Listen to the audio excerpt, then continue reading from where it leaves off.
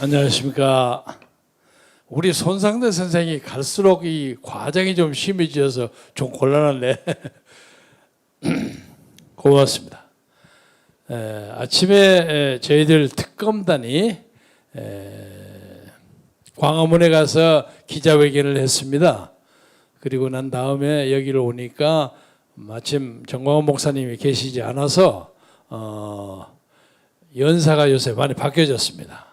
연사를 제가 사실 별로 준비가 안 돼가지고 한참 듣고 계몽받아서 말씀을 드리려고 들었는데, 여러분이 연설 쭉 들으셨죠? 국민혁명당의 인재가 이만합니다. 특히 오늘 윤용 교수가 오셔서 또 금삼청화가 됐는데, 우리가 정치, 경제, 사회, 문화, 종교 뭐 말할 것 없이 나라를 끌어갈 만한 충분한 인재가 있습니다. 제가 어디 가서도 간혹 말씀을 드립니다마는 우리나라에는 오늘 현재 대통령을 잘 할 수 있는 사람이 적어도 알기로는 10명은 제가 꼽을 수가 있습니다. 그런데 이분들이 왜 그걸 나타나지 못하느냐. 우리나라의 정치 풍토가 하도 척박해서 우선 경제적으로 자립을 해야 하고 자본이 있어야 하고 그래야 조직을 하고 그리고 열심히 부지런하게 건강하게 돌아다녀야 하고, 이걸 3박자를 다 할 수 있는 사람이 별로 많지가 않아요. 정치적으로 정책적으로는 충분히 준비가 돼 있다고 할지라도 그걸 못하니까 못하는 거예요. 그러니까 이상하게 그보다 함량이 많이 떨어진 사람들이 부지런히 쫓아다녀가지고 아참하고 뭐하고 공천받고 하다가 올라가요. 그래서 나타난 사람들이 대부분 요새 대통령 하겠다고 나타난 사람들입니다. 그래서 많은 사람, 소위 고결한 삶을 가지고 있는 사람들은 딱 듣는 거예요. 응접실, 저 사람이 대통령 하면 될까? 이런 느낌을 많이 가집니다. 그래서 우리 정광훈 목사께서는 그렇게 나타나지 못하는 천하의 인재들을 우리가 새로운 조직을 만들어서 광범한 탕평책을 통해서 요소요소에 그분들을 잘 집어넣자. 그분들이 잘 정치하도록 놔두고 우리는 쓱 빠지면 좋은 대한민국의 자유민주주의가 창달될 거 아니냐 하는 게 이 정광훈 목사님의 아이디어입니다. 여러분이 방금 한 시간 전에 보셨죠? LA에 도착해가지고 목사님이 워싱턴, 뉴욕, 필라델피아 집회를 끝나고 비행기 타고 LA 도착해서 아마 지금 주무실 겁니다. 새벽 12시 50분이니까 일요일 아침 지금부터 한 대여섯 시간의 전후에 LA에서 또 한바탕 크게 판을 벌리실 겁니다. 여러분이 말씀을 들었다시피 미국에 사는 교포들은, 제가 미국에 살아서가 아니라 거의 90% 이상은 보수주의자입니다. 미국에 별로 관심을 가지지 않고 가다가도 미국에 한참 살다 보면 애국자가 돼요. 애국자가 됩니다. 많은 사람들이 정광훈 목사님의 연설을 여기서 많이 들으셨어요. 설교를 많이 들으셨어요. 직접 만나서 얼마나 좋았겠습니까? 아마 들어오면 하실 말씀이 많으실 겁니다. 그래서 오늘은 제가 여기 새로 모시는 노재성 선생, 그리고 윤용 교수, 이런 새로운 분들이 들어와서 이계성 선생이나 옹천 스님 그런 자리를 메꾼 거예요. 그런데 이 메꾸는 것 정도가 아니라 우리에게 수많은 인재의 풀이 있습니다. 그래서 저희들에게 관심을 가져주시면 여러분에게 정말로 좋은 새로운 역사적 변곡점을 거쳐서 자유민주주의의 새로운 번창한 시대를 열어드리겠습니다. 이제 이 국내 문제에 대해서 잠깐 말씀드리고 가겠습니다. 요새 그 이재명 더불어민주당 후보에 대해서는 제가 별로 코멘트를 많이 안 하려고 합니다. 왜냐하면 그 사람은 아마 정리가 될 겁니다. 제가 입을 보태지 않아도 그 구조, 그 범죄와 위선의 구조는 터지지 않을 수가 없는 거예요. 무슨 김밥 옆구리 터지듯이 안 터질 수가 없는 입장이에요. 그래서 제가 다음은 이 문제는 한마디로 요약하겠습니다. 대장동이 대통령이 되어서는 안 된다.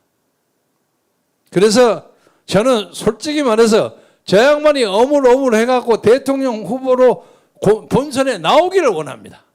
그럼 우리는 그때 적당한 무기와 준비를 가지고 그 양반을 살살 요리해서 우리 정권 교체에 좋은 제물로 삼으려고 합니다.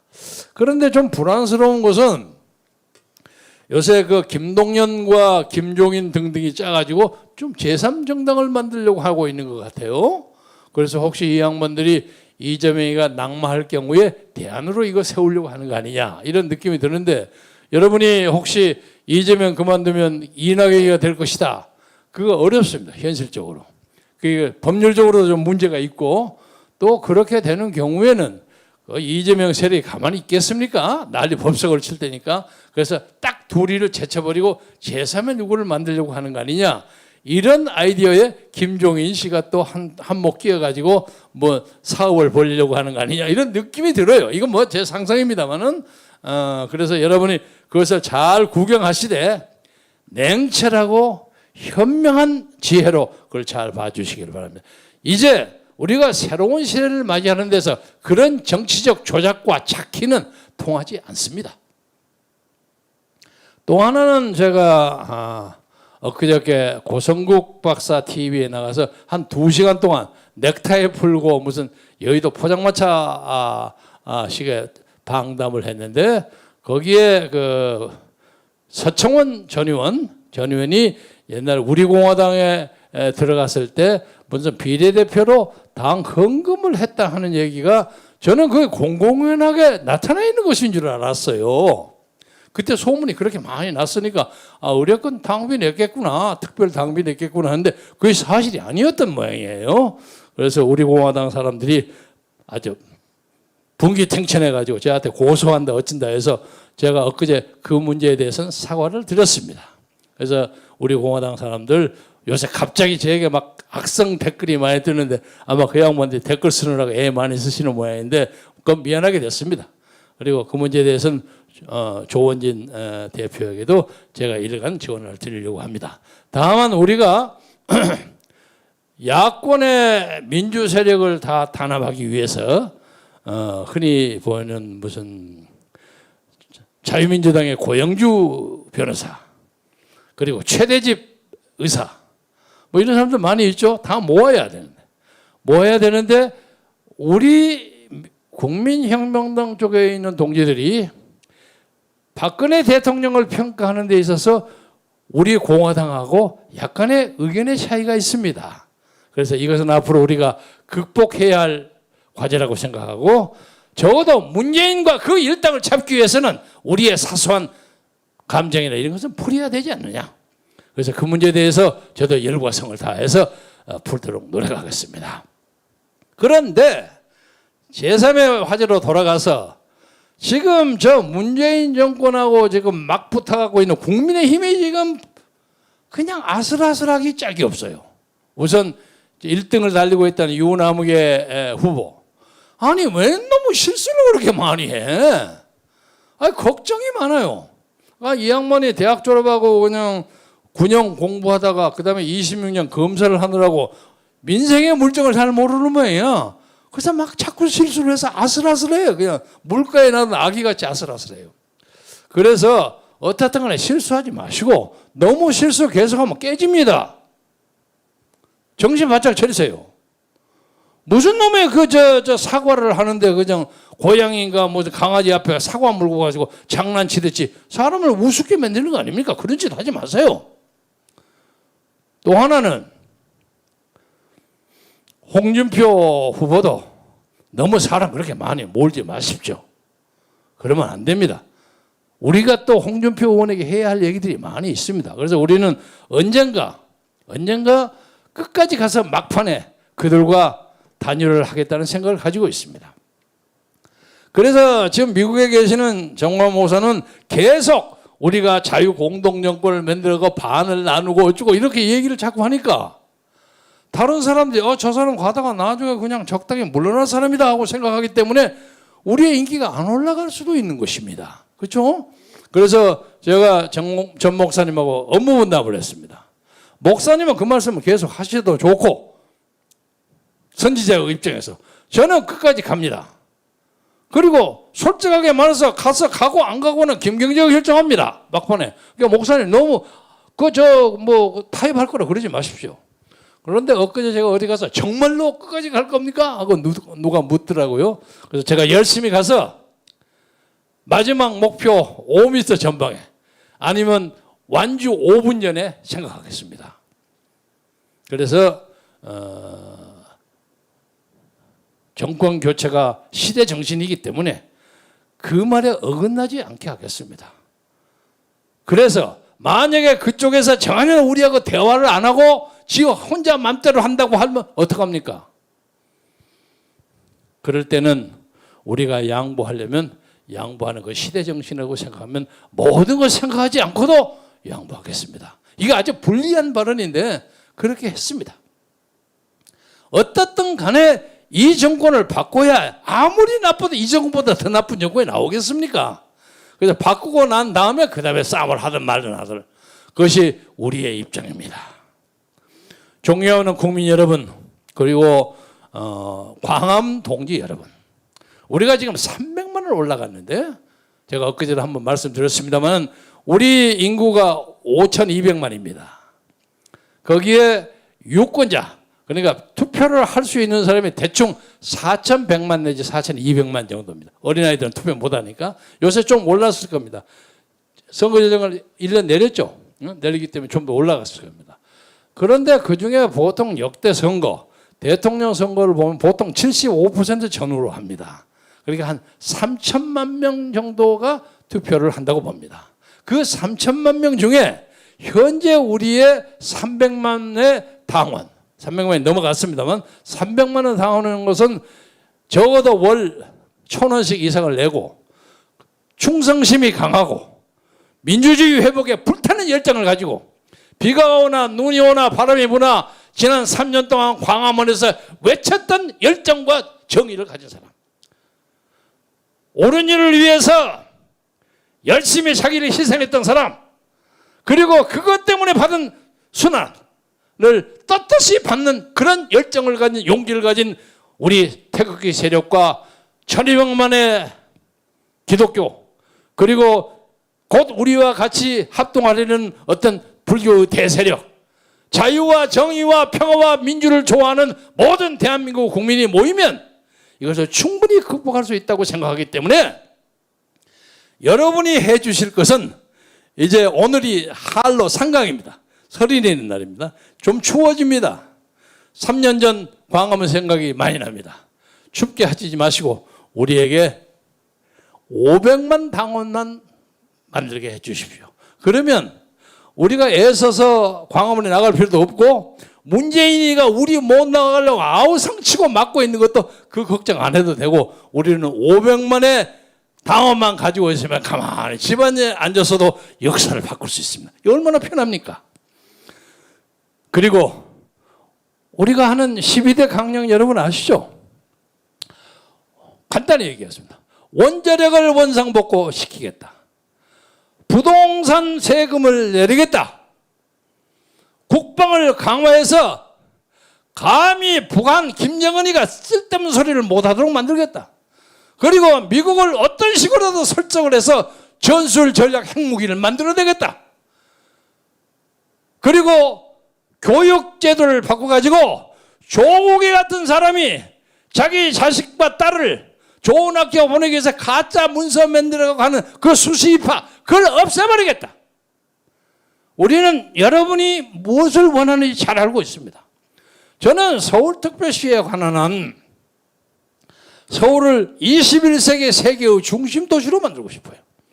그래서 여러 가지의 과학적 방법과 엄격한 법률 하에서 진행되어야 하지만 한강이라는 이 자원이요 세계에 저렇게 좋은 자원이 없습니다.